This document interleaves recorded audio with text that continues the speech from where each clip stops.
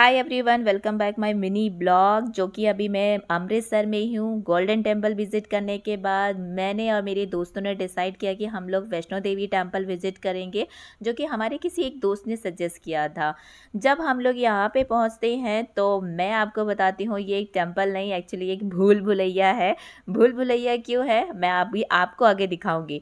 तो मंदिर के अंदर हम लोग आ चुके हैं, हमारी यात्रा शुरू हो गई है वैष्णो देवी जाने की। बट उससे पहले ये रास्ते से निकल के हमें जाना पड़ रहा है। बेसिकली ये मंदिर को अभी जहाँ हम चल रहे हैं, ये एक अजगर का पेट है। उस पेट को इस तरह से डिज़ाइन किया गया है कि यहाँ पे कृष्ण लीलाएं, राम जी की लीलाएं और डिफरेंट डिफरेंट और भी भगवान जी की प्रतिमाएं स्थापित है यहाँ पे। मतलब सारा ऐसा लग रहा था कि हम कहीं चल रहे हैं गलियों में ऐसे करके, और बहुत अच्छे से डेकोरेटेड करके इसको अंदर ही अंदर बनाया था। आप ही सामने देखा अभी आपने, यहाँ पे कृष्ण जी की जेल बनी हुई थी।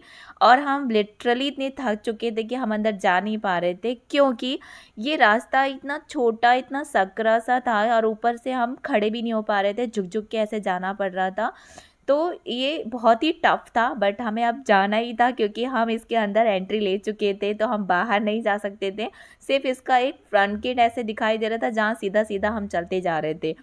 हम लोग बहुत एक्साइटमेंट के साथ, मैं, मेरी टीम, सब लोग हम अजगर के पेट को विज़िट करते हुए आगे निकले। देन हम ये दूसरे सेक्शन में पहुंच जाते हैं, जो कि यहाँ से शिवलिंग की यात्रा कह लीजिए, या शिवलिंग के बहुत सारे आपको दर्शन, बहुत सारे रूप आपको देखने को मिलेंगे। तो ऐसे सीढ़ियों से नीचे उतर के शायद हम अजगर के पेट से बाहर आ गए हैं। तो बाहर आने के बाद हम यहाँ पे देखते हैं कि शिव जी के छोटे बड़े बहुत तरीके के शिवलिंग आपको यहाँ पे देखने को मिलेंगे। एंड देन उसके साथ साथ अलग अलग तरह की क्रिएटिविटी, कुछ कुछ सेक्शन इस तरह से बनाए हुए थे कि कम्प्लीटली ऐसा लग रहा था कि भूल भुलैया है। सिर्फ जाने जाने का रास्ता है, वापस आने का रास्ता कहीं भी हमें दिखाई नहीं दिया। एंड क्रिएटिव तो ये इतना था क्योंकि कुछ कुछ सेक्शन, अभी जिस सेक्शन में हम लोग आए हैं यहाँ पे देख रहे हैं आप, वॉल्स एंड पिलर्स सारी सब कुछ यहाँ पे मिरर से बनाया गया है। अंदर से ये टेम्पल बहुत सुंदर है। मतलब आपको यहाँ पे शिव जी और शिव जी के 12 ज्योतिर्लिंग के दर्शन हो जाएंगे, और उसके साथ साथ कामाख्या देवी, देवियों के सारे रूप। अभी हम जिस लेन में चल रहे हैं, ये एक्चुअल में यहाँ पे ये देख रहे हैं शिव जी के 12 ज्योतिर्लिंग स्थापित किए गए हैं।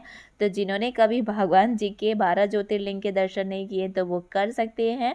एंड उसके बाद निकल के ऐसे घूमते हुए हम जाते हैं, तो यहाँ पे कुछ देवियों की भी प्रतिमाएं बनी हुई थी। मंदिर बहुत ही सुंदर था। लिटरली हम लोग इतना एक्साइटेड होके जा रहे थे ना कि इस मंदिर को बनाया कैसे है। इस मंदिर को जिसने भी बनाया है तो वो बहुत ही क्रिएटिव तरीके से बनाया है। मतलब कि आप एक ही जगह पे सारे भगवान जी के दर्शन एक साथ कर सकते हैं, और ये लिटरली बहुत सुंदर था। मुझे लगता है कि ये थोड़े से स्पेस में, क्योंकि आमतौर पे आपने देखा है मंदिर कितना बड़ा होता है, बहुत ज़्यादा बड़ा भी नहीं होता, बहुत छोटा भी नहीं होता, बट उतनी सी जगह में यहाँ पे हर तरह की क्रिएटिविटी दिखाई गई है। बहुत ही सुंदर मंदिर है ये। चलते चलते अभी हम लोगों को 20 मिनट हो गया है, हम इस मंदिर में बस घूम ही रहे हैं।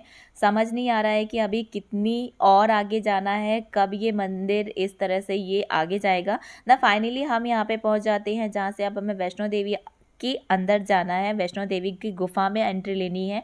यहाँ पे सब लोग डरे हुए थे क्योंकि गुफा लिटरली बहुत छोटी थी। तो सबसे पहले मुझे जाना पड़ा, और जाना ही था क्योंकि हमारा हम लोगों की मंजिल ही यही है।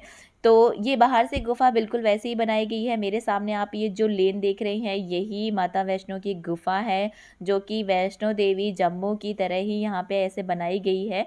और इस गुफा के ख़त्म होने के बाद ही आपको वैष्णो देवी के दर्शन होंगे। तो फाइनली हम लोग यहाँ पे पहुँच जाते हैं और हमारी यात्रा यहाँ पे पूरी होती है। एक छोटे से मंदिर में आके हमने पूरी यात्रा कर ली, और आगे जाके अब हम माता के दर्शन करते हैं। तो मिलती हूँ नेक्स्ट वीडियो में, तब तक के लिए बाय।